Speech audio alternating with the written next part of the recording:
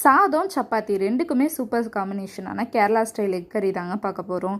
இதுக்கு ஒரு பேனில் கொஞ்சமாக தேங்காய் எண்ணெய் சேர்த்துட்டு கொஞ்சம் மஞ்சத்தூள், மிளகாய்த்தூள், உப்பு இதெல்லாம் சேர்த்துட்டு 3 முட்டையை வந்து இந்த மாதிரி கட் பண்ணி சேர்த்துக்கோங்க.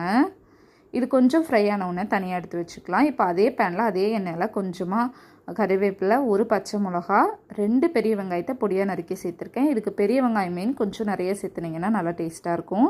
2 ஸ்பூன் அளவுக்கு இஞ்சி பூண்டு விழுது. இதெல்லாம் நல்லா பச்சை வாசனை போகிற அளவுக்கு வதக்கிட்டு ஒரு தக்காளியை பொடியாக நறுக்கி சேர்த்துருக்கேன். தேவையான அளவுக்கு உப்பு சேர்த்துக்கலாம்.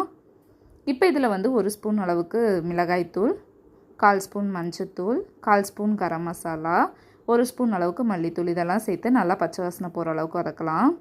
இப்போ ஒரு மிக்ஸி ஜாரில் கொஞ்சமாக தேங்காய், கசகசா, முந்திரி இதெல்லாமே சேர்த்து நைஸாக அரைச்சிக்கோங்க.